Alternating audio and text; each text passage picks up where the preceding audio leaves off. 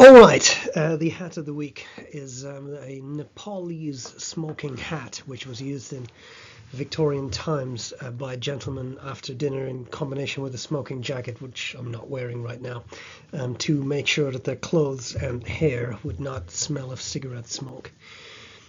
I think it's quite dashing, especially the multi-colors that are quite nice. Anyway, we should continue our conversation about classical conditioning. And really what I would like to do today is dig deeper into classical conditioning. Classical conditioning, very important. We know it's important. We've started to kind of get into it last time, but there's a lot more to be said about it. So let's talk about the phenomena that come into play and some complexities, some specific considerations. So let's see what we can talk about. Acquisition, extinction, important phenomena. We'll talk about factors influencing whether there is likely acquisition or extinction of a response. We'll talk about some generalization discrimination, which is quite fascinating and has real life applications.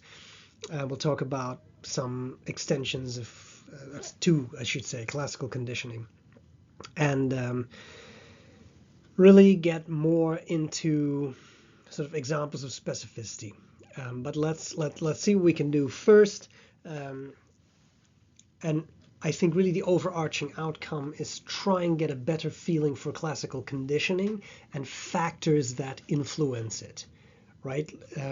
So for the longest time, people thought that classical conditioning must happen. So if you expose an animal to an unconditioned stimulus, you pair it enough times with what will become the conditioned stimulus, conditioning must happen. There's no choice, it has to happen. But that turns out to be a lot more nuanced than people originally thought, and that's what we'll talk about. Okay, let's start off with the beginning, the basics. You're trying to condition an animal. Where does that conditioning process start? With acquisition. And acquisition simply is the process where an animal, a human, an agent, in other words, develops but also strengthens a conditioned response through repetitive pairing of neutral stimuli with unconditioned stimuli. Now, because this is so important, I'm just going to repeat this terminology a bit so that we're absolutely clear, right? If a dog drools to meat powder, that is an unconditioned response to an unconditioned stimulus, because it will naturally do this. If, however, you pair that meat powder with a beep, well, that beep is a neutral stimulus. Dogs don't really do anything to beeps. But if you pair that beep with meat powder, in time the dog will learn to associate meat powder with the beep, or I should really say the beep with the meat powder, and as a result it'll start to drool to the beep. Now you have a conditioned response, again drooling, but not to the meat powder, but to the beep. The conditioned stimulus now evokes a conditioned response. Okay.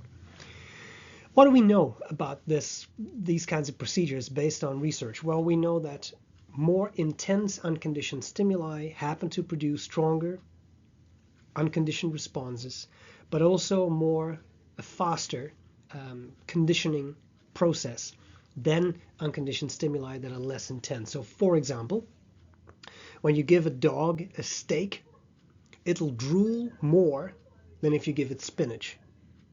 And if you give it a really big steak, it'll drool more than if you give it a sliver of steak, right? But also, with such highly reinforcing unconditioned stimuli, like meat that the dog really loves, as opposed to, say, a carrot or something, conditioning will be faster. The dog will learn to associate beeps faster with meat than it will learn to associate beeps with a carrot or something. And secondly, bear in mind that the neutral stimulus that you are presenting, so before we talked about unconditioned stimulus, that would be the meat in our example, but you can also think of the neutral stimulus. And similar reasoning applies. The more intense a neutral stimulus is, the faster the conditioning response is, and the stronger the conditioned response is. So for example, if you have a really loud metronome, tick, tick, tick, tick, that'll be a lot more effective as a conditioned stimulus than a metronome that's like tick, tick, tick, tick, tick, just because it, in the first case, stands out more. It is more salient, as we say, right? It's more powerful. It stands out more. Okay, so that's kind of what we have for acquisition. What about the next step? That would be extinction. Let's talk about that. So if acquisition is establishing a response, then extinction is the opposite. It's the extinction, the getting rid of a conditioned response. So that occurs when a conditioned response, so drooling to a beep, is weakened and eventually won't show up anymore at all, simply because you keep presenting the conditioned stimulus, the beeps, without the unconditioned stimulus, the meat. Over time, the animal will learn there's a beep, but there's nothing happening. It's not associated with anything nice. Why would I show any response? Obviously, I'm anthropomorphizing a bit by making it sound like animals would sort of think that way, but I hope you get the point, right? Where's the motivating factor if there is no unconditioned stimulus to follow the conditioned stimulus? So think about what you think would happen if a researcher had used a metronome to condition an animal to the arrival of meat powder, and then now the researcher is presenting the metronome by itself, never again pairs it with food. Do you think the dog keeps drooling to this metronome? No. It'll stop, because again, there's nothing more to elicit that salivation response after a while. Now, what do you think would happen, though, if all of a sudden they started to present meat powder after that metronome again? Well, if you now said, well, I think that dog would start drooling again, you're absolutely right. And that leads to a very interesting phenomenon called spontaneous recovery. And this is a phenomenon that has some real life implications, for example, for psychological therapy. So let's talk a little bit about that. Spontaneous recovery. So you see this here. You have the strength of the conditioned response on the y-axis, and on x you have extinction trials. So basically trials where you present the conditioned stimulus, let's say the metronome, but you now no longer give the meat powder after that metronome. And what do you see? Initially, very strong response, right? Let me get my pointing device. Very strong response, but as you continue presenting the metronome without meat powder, the salivary response goes down. And then in the next session, look, the animal kind of goes back to metronome. I should drool, that should be meat, but there's still no meat. And it goes down again. And as you can see, for every session, because all these different panels are, you see that the drooling response becomes weaker and weaker to begin with until it is entirely gone. Now, so at this point, right here, like here's session 6, we would say the conditioned response is extinguished. It no longer occurs. But even after it's been extinguished, sometimes the conditioned response can reappear.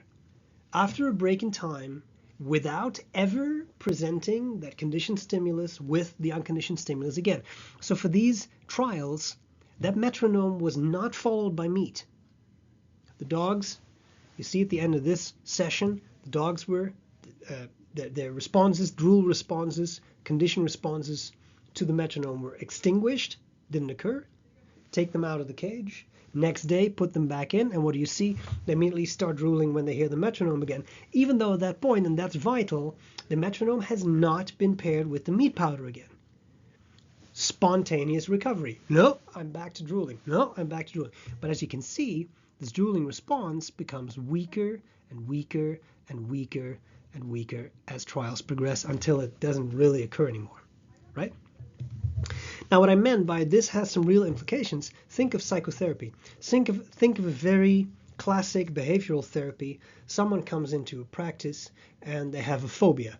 They're afraid of, I'm just going to say something interesting, fear of spiders, right? It's a famous one, or snakes, or heights, or that kind of stuff. My favorite one probably is parthenophobia, which is fear of virgins. I don't know how that works. Because could, by the way, could also be fear of little girls, but I prefer the sort of the virgins, where you're talking to someone and everything's fine, and then you find out that person's a virgin, then you get a fear response. Because I'm not trying to ridicule it, I just find it really interesting how that would work. Anyway, you're a therapist. You, through behavioral therapy, which will come up more in later classes, you extinguish that response. Let's just say something innocent, spiders. Okay, so you get someone through exposure therapy, gradual exposure, right? Gradual desensitization. You get them to first not freak out when they think of there might be a spider in this room, and then you get them to not freak out when they look at a picture of a spider, and then you get them to not freak out to touch the picture of the spider, and then you get them to not freak out when being in the actual room with a spider, and then you get them to not freak out when they touch the spider, etc. That's great. But where does all that therapy happen? In the therapist's office. And sometimes there are contextual effects. So then what can happen is, in the therapist's office, the person no longer shows any fear of spiders. Once they go home, there's a spider on their wall, they freak out. And that would be spontaneous recovery. Different situation. Response was not extinguished there. Okay. Now, there is some additional evidence, really, that that response cannot really be unlearned, because think about it, this suggests that the response is not fully unlearned. If it would be unlearned, then at this point where the response is extinguished, it should stay extinguished. You have unlearned the response. But if it was fully unlearned, how can it come back here and here and here and here, right?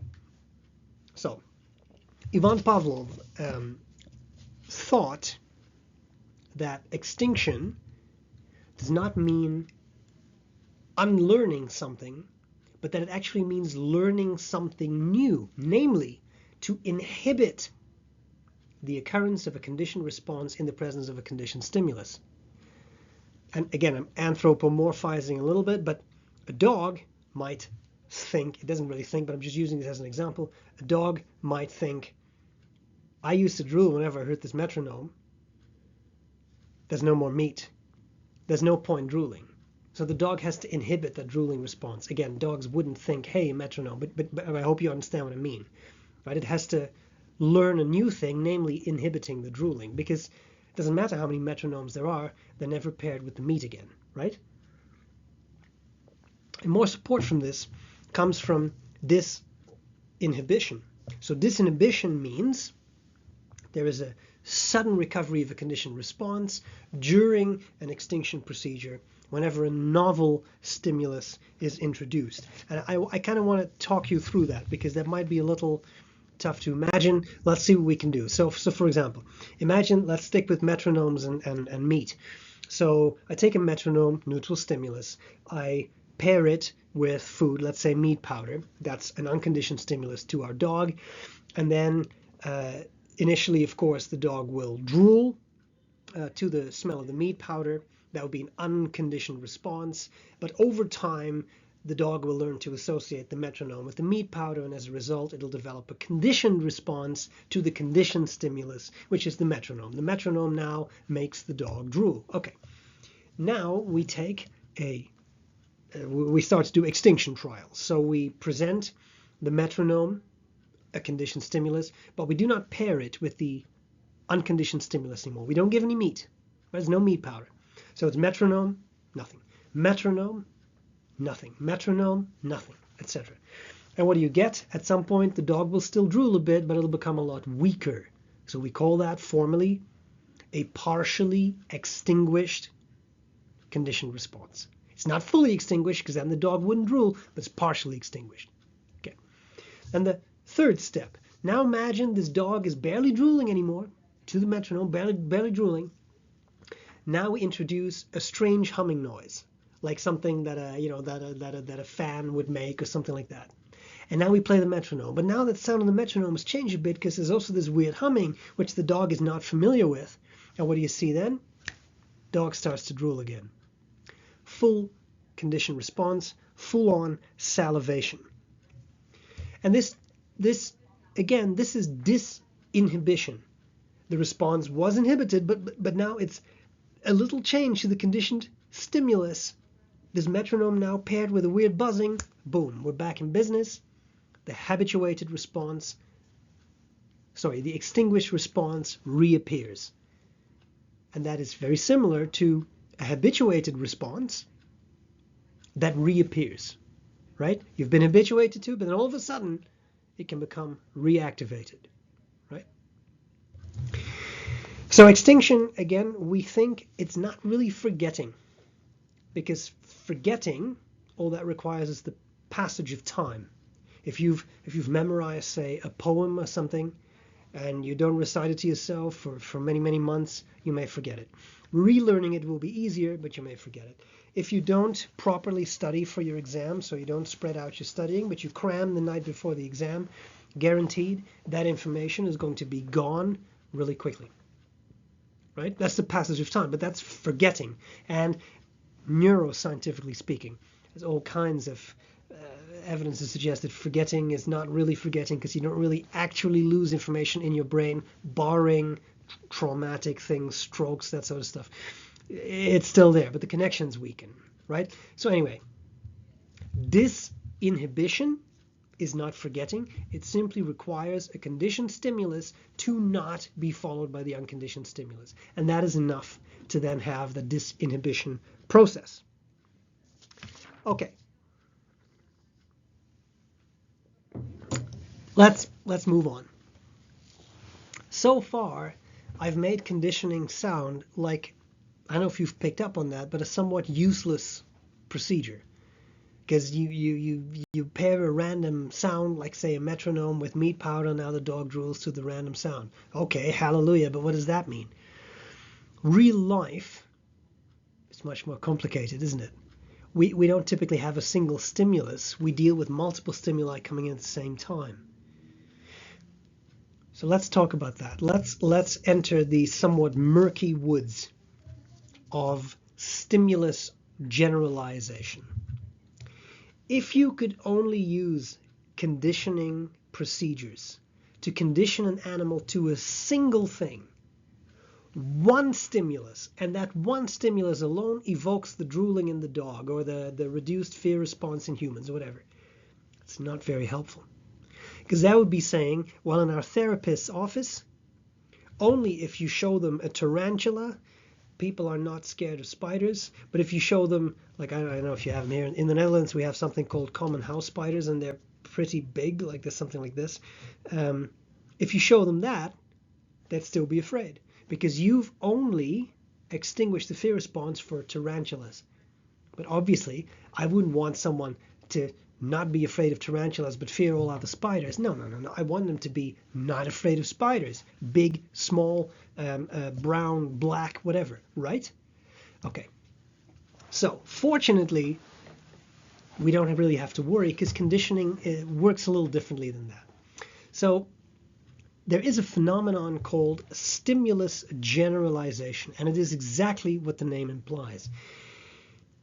It is a tendency for a conditioned response to occur in the presence of not just the conditioned stimulus it was conditioned for, but also for stimuli similar to that conditioned stimulus.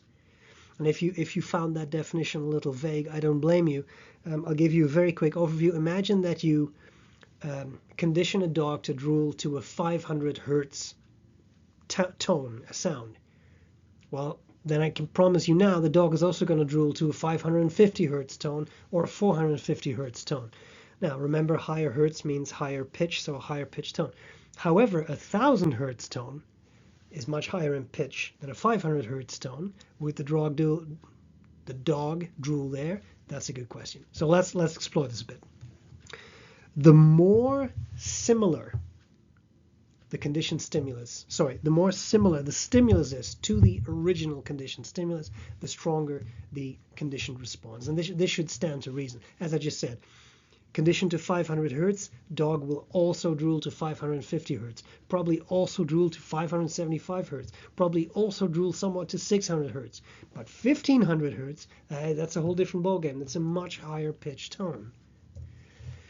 So let's do another example, not with sound, right? If you like visual stuff, we can do that too. Imagine you give a dog food in the presence of a red light until the dog starts to drool to the red light. Then what is the red light?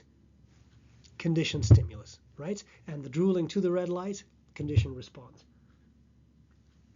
Now, in time, if you do that enough times, dog is really solidly conditioned to that red light. You may find that the dog now also starts to salivate to orange light. Red light, long wavelengths. Orange light, longish, medium, longish wavelengths. Dog will also probably drool to that. Blue light, short wavelength, different. Of course, this all depends on can the dog actually see those colors. As you probably know, dogs' eyes are a little different, but this is just an example. Theoretically, provided the dog can actually distinguish between those wavelengths, that's what you would expect to happen. And a human example that's quite interesting is called semantic generalization. Semantics, well, we know that deals with language and the meaning of words and such. When a human being is conditioned to car, there is also a little bit of a conditioned response to the word truck. However, not to bar. And that's fascinating because bar and car sound a lot more alike than car and truck. However, bar has a completely different meaning from car, whereas truck has a similar meaning. So here, it's not the sound of the word that matters, it's the meaning of the word. Obviously, this would break down entirely in animals who cannot distinguish between the meanings of words. But what about the monkeys who can do sign language? We'll talk about them in the last class. Okay, so that could be a little different story. Okay, right, so if we have stimulus generalization, dog conditioned to 500 hertz tone, also drools to 550 hertz tone, there is a related concept, stimulus discrimination. And that is a tendency for a specific response, conditioned response, to be caused more by one stimulus than another. Now, this can be very, very helpful. Imagine that a dog has been conditioned to salivate in the presence of a 2000 hertz tone, but not in the presence of a 1900 hertz tone. You could do that. How would you do that? How would you get that to happen? Think about that for a second. I condition my dog to drool at 2000 hertz. What about 1900 hertz? Doesn't drool. How do you do that? Well, here's what you could do. 2000 hertz. Give him that.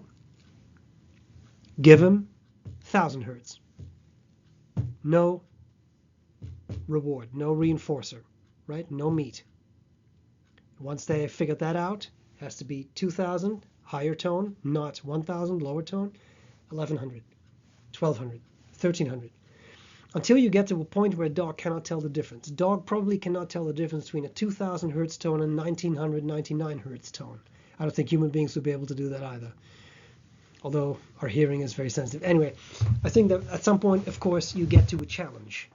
It would be impossible for a dog to tell the difference physically, right? But this would be stimulus discrimination. You do drool to a 2000 hertz tone, but do not drool to a 1900 hertz tone. And the implications of this are actually quite helpful, right?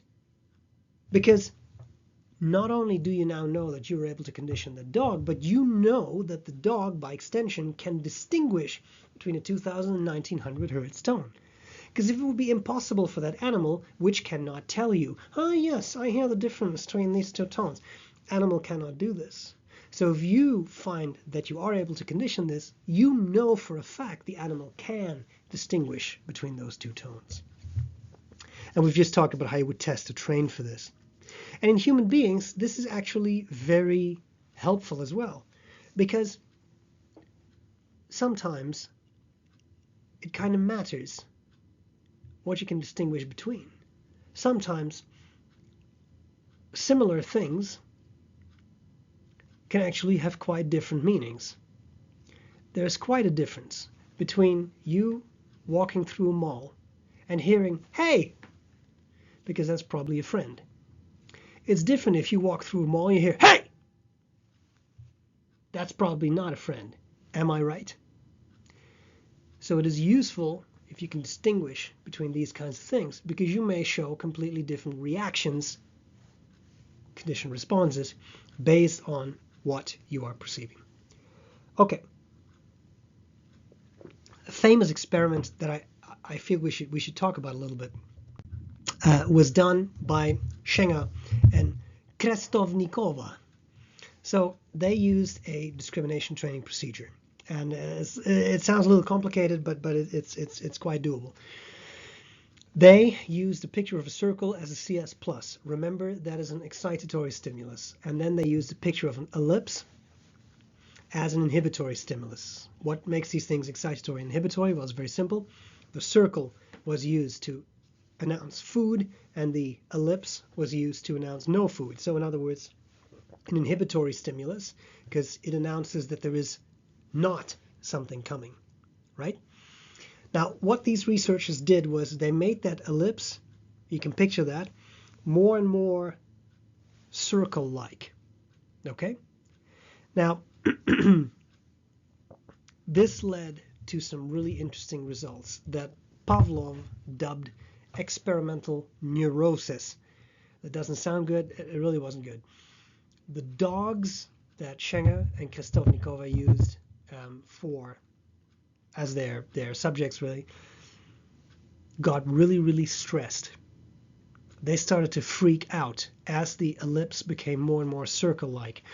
And that's not super strange, because they couldn't tell the difference anymore. And when you deal with that level of unpredictability, people get stressed. Think of how much you love really unpredictable things in life. I hate driving through big cities because I know traffic is very unpredictable. I just don't like it. It makes me very stressed, right? So humans have, I'm sure I'm not the only one. So once you've seen this, if that applies to you too, please tell me so that I know I'm not insane. But people don't like it, and animals don't like it either. They don't like that uncertainty. And this led to some quite interesting things, because Pavlov actually developed a theory of personality based on a lot of these findings. And he found, for example, that specific traits of dogs mattered. So shy dogs, he found, were easier to condition than sort of very active dogs, which was actually the opposite of what he expected. And intuitively, I would expect that too. Like really active, happy dogs might be really easy to condition, but it turns out they're not. It's the quiet dogs.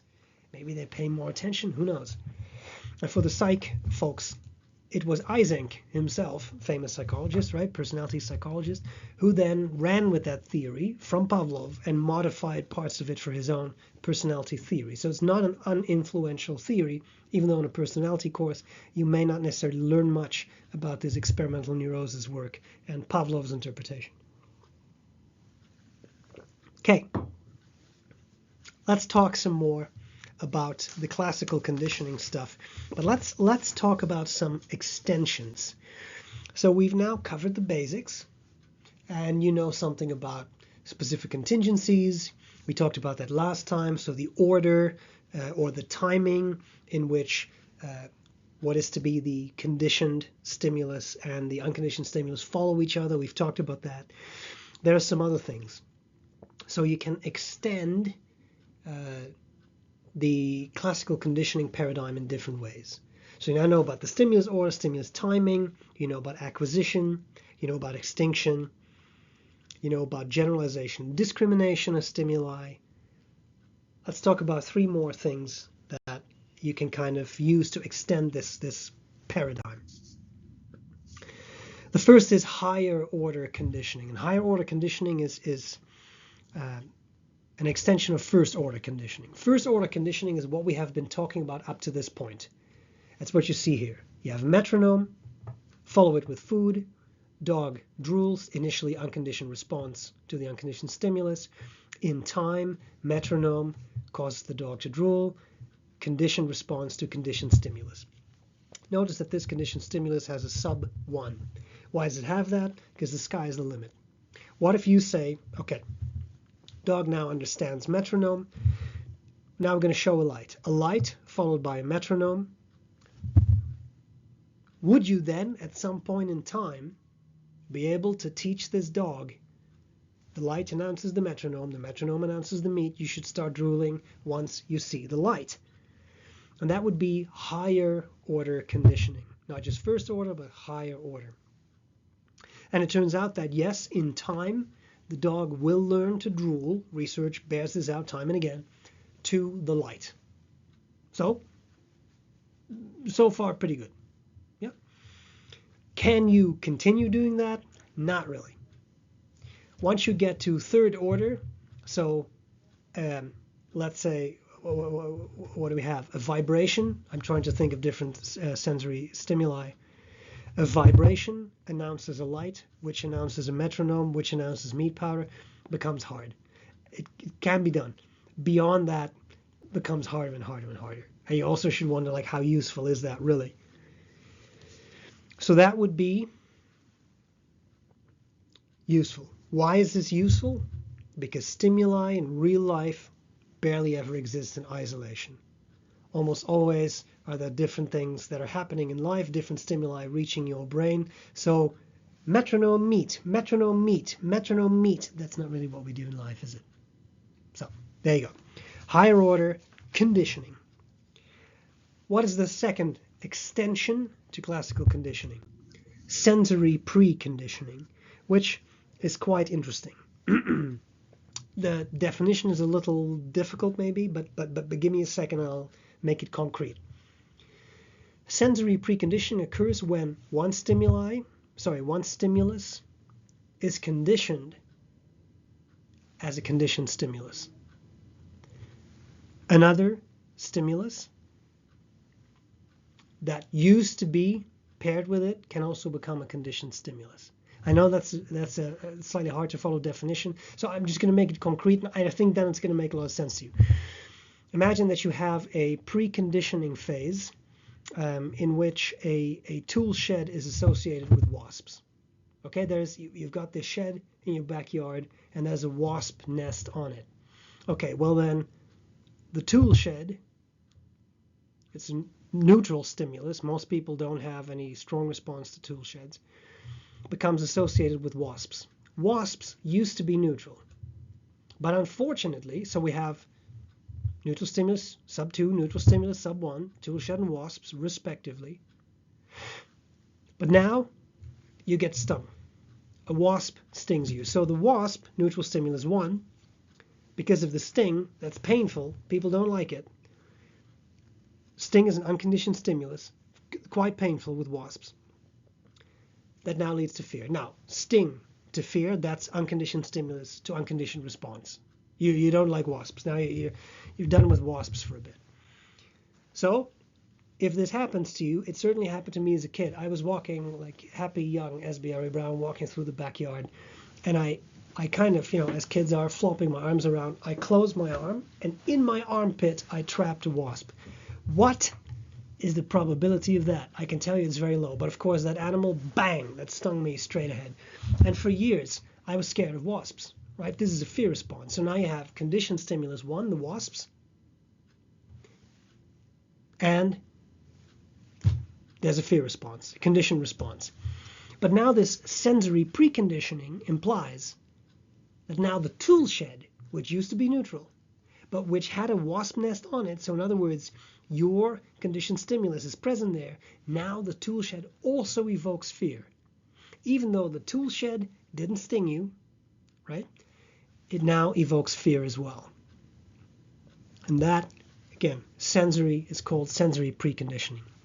And that implies that stimuli can actually become associated with each other without an identifiable response. Again, the tool shed didn't sting you, didn't hit you, didn't call you names, and yet you learn to fear that tool shed. Because that stimulus was paired with another stimulus that has become a conditioned stimulus. Now itself becomes a conditioned stimulus, right? There was a tool shed, there were wasps, there was a wasp nest. The tool shed itself has now become a conditioned stimulus, even though the tool shed itself didn't cause you any harm. And what is fascinating here is that this is something Tolman, remember from the rats and the mazes, he would gobble this up because he would say, cognition, there you go. This is latent learning. All the time you've been learning, tool shed, wasp nest, this is a bit scary. Ooh. But now that I've been stung once, I immediately fear the tool shed. I don't want to walk past it. And it has nothing to do with the shed, but it has everything to do with the wasps that stung me. And I know that some of those wasps may be in that nest. Now I don't like it anymore, right? So it's quite fascinating. Very, again, cognitive. So there you go. Now, you might say, okay, but is there any experimental evidence that this is actually real? Like, is this just a thought that this could theoretically happen, or has someone actually shown that it can happen? Oh no, people have absolutely shown that it can happen. So here, let's reason through this. Here we have a light, right? We have a metronome, neutral stimulus 1, neutral stimulus 2. Light is followed by metronome. There's no salivation. If, however, we take a metronome and we follow it by food, unconditioned stimulus, dog starts to drool. Well, that's USUR, right? Unconditioned stimulus, unconditioned response. Give it enough trials, dog will show a conditioned response to the metronome. Metronome is now conditioned stimulus 1, drooling, conditioned response. And now, if you show the dog light, it starts to drool. But that was conditioned stimulus 2. So just the fact that those two things used to be paired, not single time, but a number of times, and even though the light was not directly followed by meat, the dog now says light, drool, because it was light metronome, and at some point it became metronome meat. These two things are connected in the dog's brain, right? Sensory preconditioning. Now, what we do see experimentally is that the conditioned conditioned response by light is weaker than the conditioned response by the metronome. And that's very much akin to what you see in higher order conditioning. You're probably not going to be terrified of that tool shed, but whenever you hear a wasp, you may just show a startled response because you were just stung and now you're kind of primed, right? So in this case, the light will not evoke as strong a conditioned response, will not be as strong a conditioned stimulus as the metronome is, because it was always light, metronome, meat. Meat and metronome are closer together in time, contiguity, etc. Okay. This kind of conditioning, most optimal if there are only a couple pairings. And the reason for that is, remember what I said, light and metronome, you have to pair them a couple times, but not thousands of times. This kind of sensory preconditioning that works best if you haven't paired, in this case, the light and the metronome too many times. And the reason for that is, if you do it many, many, many times, the animal becomes very familiar with both stimuli, and over-familiarity makes it harder to condition something. We'll talk about that more in a later class, but I hope this kind of makes sense. Like if you have eaten a banana 1,000 times in your life, then now trying to condition a banana with a shock might not be as easy as a really weird sound that you've never heard before, but which announces the same shock. It's just a novelty effect. Again, we'll talk more about that later in the course. Okay. What's also really interesting and kind of weird, you may remember from last time that I said if you present what is to be the conditioned stimulus and the unconditioned stimulus perfectly overlapping in time, then conditioning doesn't work so well. Because remember what I said, in that case, the to-be conditioned stimulus doesn't really announce the unconditioned stimulus. They co-occur together in time, right? So that hampers conditioning. But in this case, for sensory preconditioning, that is actually a little better when the two stimuli that you want to be conditioned stimuli overlap completely in time. Think about why that is. Maybe it has something to do with the fact that you really combine them, right? You really unify them in your brain. Okay. And here too, what's really interesting is that this shows once again that stimuli can actually be learned to be associated with each other, even though there's no identifiable response, right? In that previous example, the light, it was never paired with meat. It was the metronome that was paired with the light, and then the metronome was paired with the meat, and that was enough to evoke a bit of a conditioned response to the light, right? So again, latent learning. Again, someone like Tolman would love it, because here you have the cognition back in psych. Okay, so I've just said that, right? So this is one way you can really incorporate cognitive processes back into the conditioning process. Okay, let's talk about one more extension to the basic conditioning process. We talked earlier about stronger conditioned stimuli evoking stronger conditioned responses. Steak causes a dog to drool more than a carrot or something, right? But what if you change the intensity of the unconditioned stimulus? Well, that can actually really affect the conditioning process. And we now venture into the realm of stimulus revaluation. Read that carefully. It didn't say re-evaluation. It said revaluation. Getting or associating a new value with something. Okay, let's figure this out. So a question that you could have is, does changing the intensity of that is the value of an unconditioned stimulus after you have conditioned also change the strength of response to that conditioned stimulus? So for example, if I have a metronome and I give a dog a tiny amount of food, well, then it's probably going to salivate a little bit, but it's not going to salivate a lot because there isn't that much food. And now, once you have established that response, you suddenly present, without metronome, a large amount of food. What happens? So lab results show. Then, when you present the metronome, dog starts to drool like crazy, which is interesting, because that metronome, it wasn't actually paired with the large amount of food. So the response to the conditioned stimulus, the metronome, was revalued by presenting an unconditioned stimulus at a new level of intensity. Same unconditioned stimulus, little bit of steak, big steak, but at a different quantity. And apparently that can really make a difference, right, in how agents get conditioned. Okay.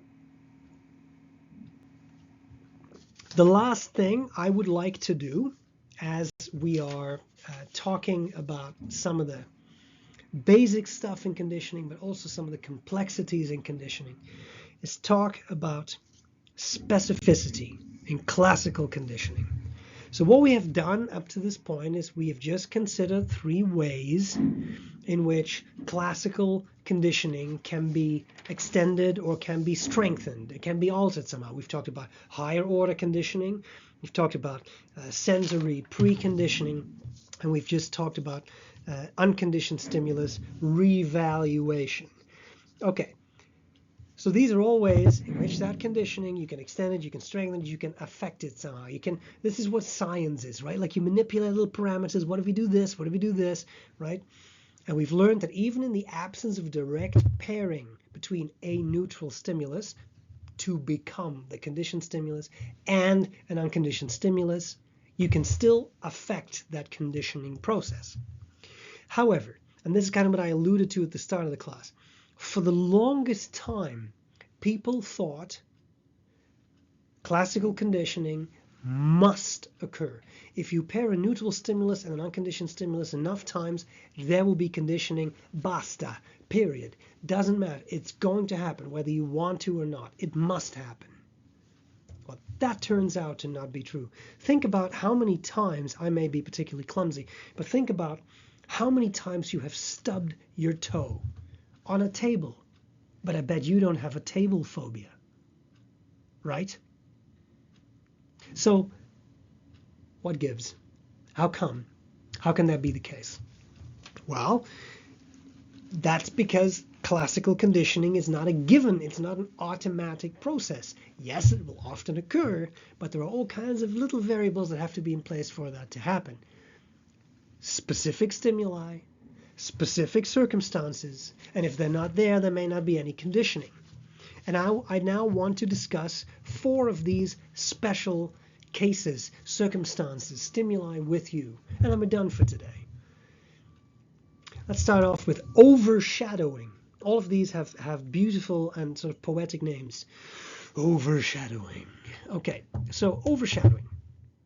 That occurs when salient stimuli, remember that means powerful stimuli, stimuli that more readily cause conditioning than other stimuli, occur. Now, we know this is the case. We've already talked about it. If you have a more powerful stimulus, neutral stimulus, that will be a conditioned stimulus. There will be more powerful conditioning. A loud beep will cause a dog to drool more than a soft beep. Okay. So here, let's reason through this. Here we have simultaneous presentation of a light and a metronome, 2 neutral stimuli, and then followed closely in time by food, an unconditioned stimulus. And then the dog drools. Now, initially, that's going to be a matter of USUR, unconditioned stimulus, meet, unconditioned response, drooling. But over time, the dog will learn to associate light plus metronome as a conditioned stimulus because they announce meet, and the dog will drool to these stimuli. But now here's what's interesting. Okay? The metronome is relatively quiet. The light is bright. And as a result, there doesn't necessarily have to be much conditioning, depending on what stimulus you're looking at. The bright light is very noticeable. Now, if the relatively quiet metronome had been paired with the food, it could have become an effective conditioned stimulus. But only if it is in the presence of a more salient stimulus does the less salient stimulus come to elicit little or no response. So in this case, what you see is the dog will drool to the light, which is bright, which is outstanding, it's easy to notice, it's salient. But even though that light was paired with the metronome, the light was so bright, it was so salient, it was so intense, that when you show the metronome, or not show, when you present the metronome on its own, nothing happens. There is no conditioned response to the metronome on its own. Why? Because the metronome was overshadowed by the more powerful part of that combined stimulus, conditioned stimulus, the light, which was brighter. Okay? So that's quite interesting. This is overshadowing. A salient stimulus in a stimulus pair may overshadow the less salient stimulus. And that means that these kinds of stronger conditioned stimuli can interfere with conditioning of the weaker conditioned stimuli, right? Next one is blocking, and it's a little related, but it's not the same, so make sure you can distinguish these two. I'll do my best to make it clear. So blocking means that the presence of an established conditioned stimulus interferes with the conditioning of a new conditioned stimulus.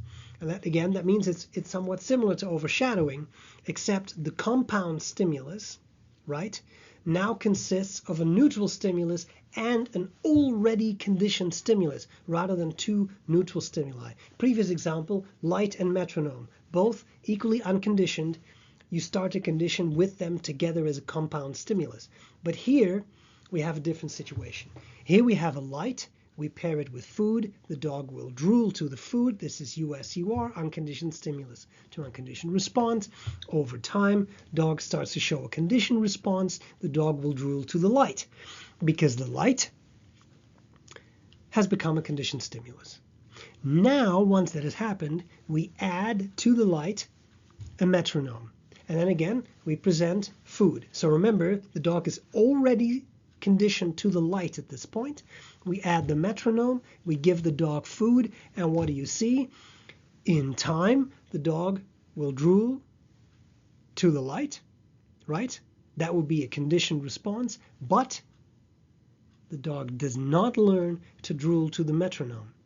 So light plus metronome, that will kind of lead to salivation. Light will lead to salivation, but with the metronome, no. Salivation to the light on its own, but no salivation, no conditioned response to the metronome on its own.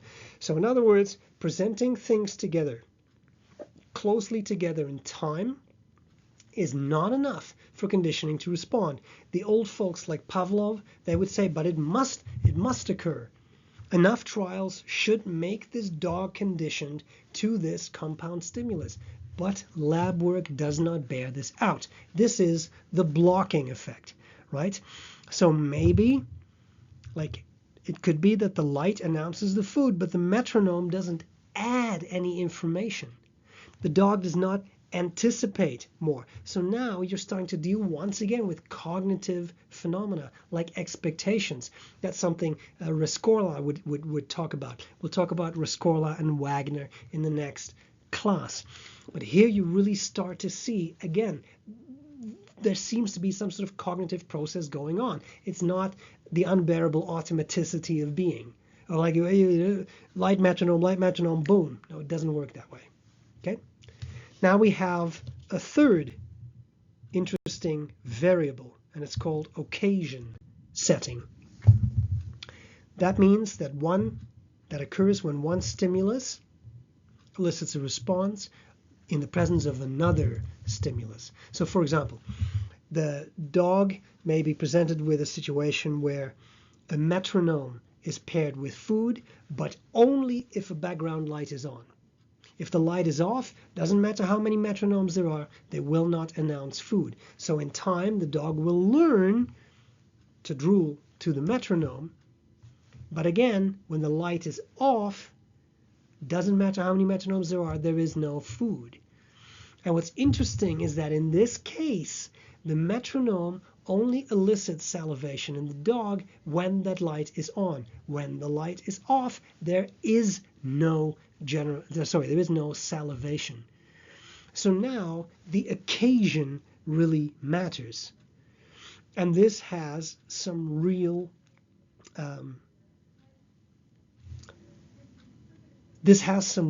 implications. If you're hiking and you see a bear, you're probably anxious. Like, maybe keep my distance, maybe go a little slower. If you see that there is a bear cub over there and a mother bear over there, and you're right in between them, you have a serious problem. And in that case, this is occasion setting. The bear is bad enough, but if you separate a mother bear from its cub, you got a problem. Does that make sense? So it's occasion setting. This builds up to discriminatory stimuli. I know we talked about stimulus discrimination, but there are specific discriminatory stimuli. We'll talk about that in a later class. But for today, the final thing we should cover is latent inhibition. And latent inhibition, that occurs when a stimulus that you're not familiar with can be used much more easily to condition someone than a familiar stimulus. So here's how I'll talk you through that. Imagine that you have a metronome. You give that dog 40 presentations. There is no meat, right? It's just metronome. Turn it off. Turn it on again. A couple seconds, nothing happens, right? Do that let's say 40 times. And now you give that dog conditioning trials in which that metronome, which the dog became used to, never led to anything, is now paired with food. And so you now have a metronome followed by food, and you can get salivation. So maybe in 10 trials, you get salivation. But now here's the thing. You may think, well, this is classical conditioning. The metronome has become a conditioned stimulus. But now researchers, clever researchers, have done test trials to determine if the conditioning has actually occurred. So now they present the metronome on its own. And what do you get? Nothing. No salivation to the metronome. It has to be paired with that meat powder. So in this case, there was no conditioning. There was no conditioning. The dog never learned to really associate the metronome with the meat powder, because remember, 40 times before, the metronome did nothing. It didn't give the dog anything, right? So here, when you're very familiar with it, doesn't matter. It becomes a lot harder to use that stimulus you're so familiar with as a conditioned stimulus. And that, from an evolutionary viewpoint, is actually pretty useful, or as we would say, adaptive. This actually increases your probability of survival. I'll give you an example. Imagine that you're a rabbit, okay, and you're in a, not right now because it's snowy out, but I mean you're in a green field, and you're attacked by a coyote. Why? You run away because you're a rabbit, you do that sort of stuff. What should the rabbit learn to fear? The smell of coyote or the smell of grass? The smell of coyote. But that's an unfamiliar thing. At some point, of course, the rabbit is familiar, but imagine this rabbit has never seen a coyote. That's what the rabbit should learn to fear. If it learns to fear grass, it'll die, because it needs dandelions to eat and all the stuff, and they grow in grass. So that wouldn't work. So evolutionarily, this makes sense. The rabbit has evolved such that it knows it was the coyote that was scary here, not the lawn, right? So it's an unfamiliar stimulus that you're conditioned to much more easily than a familiar stimulus. And that is called latent inhibition, right? Latent inhibition. Unfamiliar stuff, more easily conditioned. Now, there's some interesting findings, psychologically speaking. People who have schizophrenia, they can be more easily distracted by irrelevant stimuli, and they also display less latent inhibition than controls. People who do not have schizophrenia. And they also condition more easily to familiar stimuli, right? That's the less latent inhibition. They condition more easily to stimuli they're really familiar with. People without schizophrenia, that's a lot harder to do. Now, what's very interesting is that there is a theory that antipsychotic drugs, which are typically prescribed to people who have schizophrenia, may actually increase the levels of latent inhibition. And there is evidence for that. So that might help explain why those kinds of medications can be beneficial. Okay, what have we done? We have talked about acquisition and extinction. Basic, important processes that lie at the foundation of classical conditioning. We've identified some factors that can influence the likelihood of acquisition or extinction. We've learned about generalization and discrimination, right? We've talked about some extensions of classical conditioning. We've talked about specificity, and I hope that as you're reading the chapter, it will now make more sense, and that you can see some of the examples given there that all show you how important context, prior learning, how important those things really are. Right? So, a lot of good stuff. I hope this was useful. We'll do a check-in next time. We have one more of these kind of interactive classes, and then we'll do a review. And just because you may have questions, I want to do that review face-to-face. So then we do the review, and then the next class, it's a little weird schedule-wise, because that means that on Monday we have a review, and then on Wednesday, I'll make sure there is another video class uploaded. And then the Monday after that, we write the exam in class. So just to emphasize, that video class that is uploaded after the review, that's for the second midterm. Okay, so you don't have to study that material, because that would be unfair. So that's just there. Whenever you're ready for it, you can view that recording. That was it. Let me know if there's any questions. And that's all. Hope that was clear. Bye.